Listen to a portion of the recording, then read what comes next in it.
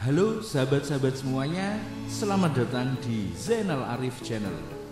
Kali ini saya akan berbagi informasi terbaru yang dirilis LTMPT pada tanggal 18 Januari 2021 kemarin.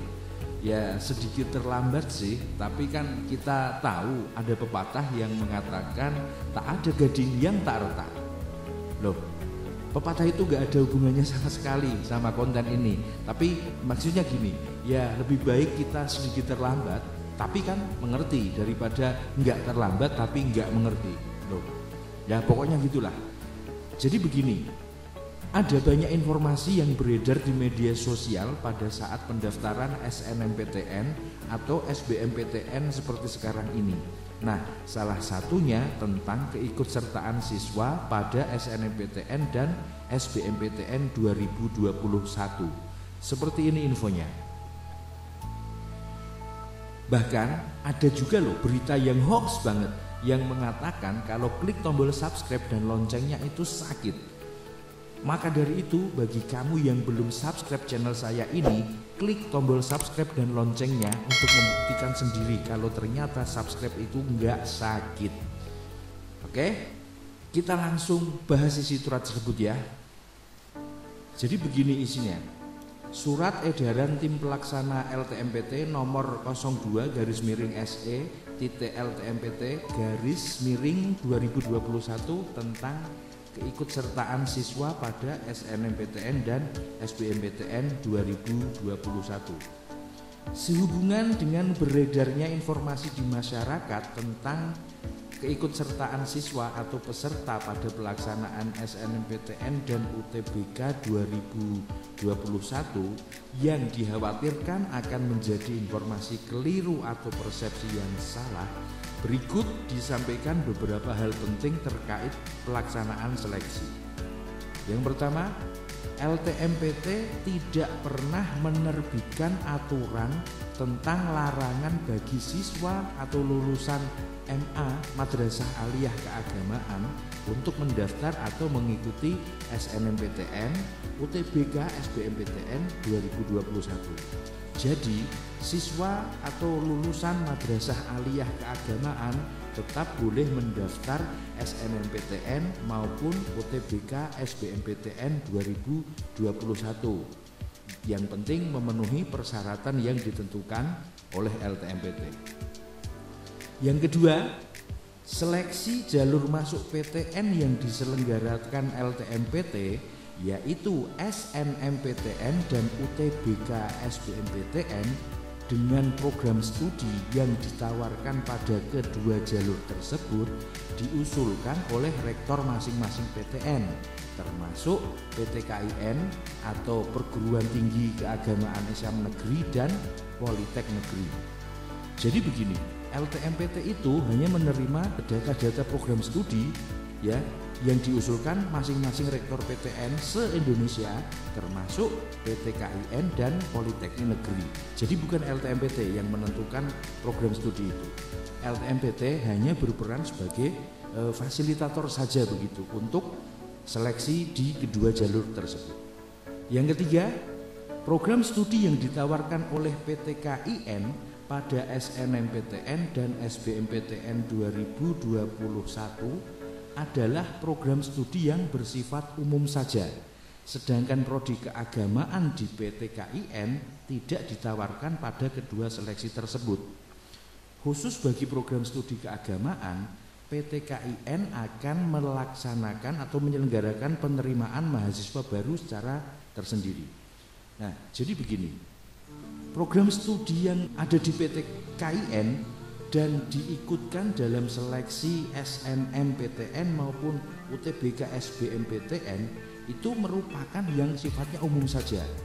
Ya, misalnya sebagai contoh saja misalnya, kalau misalnya di PTN itu ada jurusan sastra Inggris, sastra Indonesia dan sebagainya. Nah, prodi-prodi yang bersifat umum itu saja yang diikutkan. Nah, khusus untuk program studi keagamaan, ya misalnya katakanlah Fakultas Syariah atau misalnya jurusan Usluhuddin dan lain sebagainya itu, pokoknya yang keagamaan lah. Jalur penerimaannya PTKIN akan menyelenggarakan penerimaan mahasiswa jalur tersendiri. Seperti ini tampilan dari salah satu contoh PTKIN dalam program penerimaan mahasiswa baru tersebut. Yang keempat, program studi yang ditawarkan oleh Politeknik Negeri pada SNMPTN dan SBMPTN 2021 hanya untuk program studi D4 saja. Di luar program studi tersebut, Politeknik Negeri menyelenggarakan penerimaan mahasiswa baru secara mandiri juga. Nah, jadi untuk Politeknik Negeri yang diikutkan pada SNMPTN dan SBMPTN hanya untuk program studi jenjang D4 saja. Kalau ada jenjang D3, itu nanti akan diselenggarakan secara mandiri oleh Politeknik tersebut.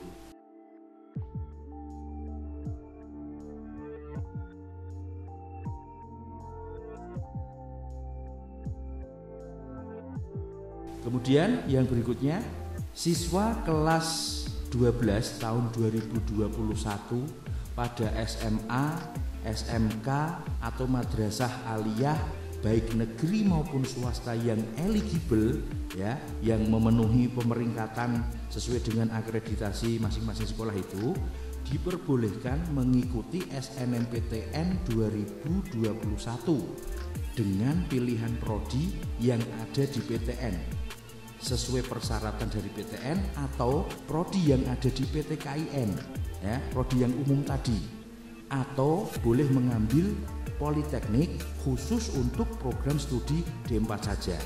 Nah, jadi diperhatikan ya sahabat-sahabat semuanya, kalau mau mengambil prodi yang ada di PTKIN maupun di politeknik.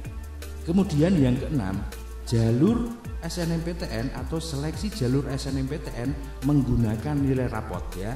Jadi tidak menggunakan banyaknya follower atau jumlah like, tidak ya. Kesesuaian nilai mata pelajaran dan nilai mata pelajaran dengan prodi yang dipilih merupakan suatu pertimbangan dalam seleksi ya. Misalnya kamu anak IPA mengambil prodi IPA, nanti akan disesuaikan dengan nilai mata pelajaran dan prodi yang akan kamu ambil nanti. Jadi sekali lagi sahabat-sahabat perhatikan, atur strategi atau cara menentukan program studi atau memilih program studi nanti. Baik, kita lanjutkan. Yang ketujuh, siswa kelas 12 tahun 2021 pada SMA, SMK, madrasah aliyah atau MA baik negeri maupun swasta yang belum lolos SNMPTN 2021 dan lulusan tahun 2020 dan 2019 diperbolehkan mengikuti SBMPTN 2021 dengan pilihan prodi yang ada di PTN tadi ya, termasuk yang ada di PTKIN tadi yang prodi umum dan politeknik khusus untuk program studi D4 ya. Jadi diperhatikan untuk lulusan 2021 yang nanti belum lolos SNMPTN dan juga lulusan 2020 dan 2009 masih boleh mengikuti SBMPTN dengan mengambil prodi-prodi tadi. Kemudian yang 8, penetapan lulus seleksi pada SNMPTN dan SBMPTN merupakan kewenangan penuh rektor ya, baik rektor PTN, PTKIN maupun direktur politeknik, bukan kewenangan LTMPT. Jadi siapa yang menentukan kamu diterima di PTN atau PTKIN atau politeknik yang kamu ambil nanti, itu mutlak kewenangan rektor. Jadi bukan LTMPT yang menentukan, karena LTMPT hanya sebagai fasilitator saja. Terakhir, surat itu diterbitkan di Jakarta pada tanggal 18 Januari 2021 oleh Ketua Tim Pelaksana LTMPT, tertanda Muhammad Nasih dengan NIP seperti yang bisa sahabat-sahabat baca itu.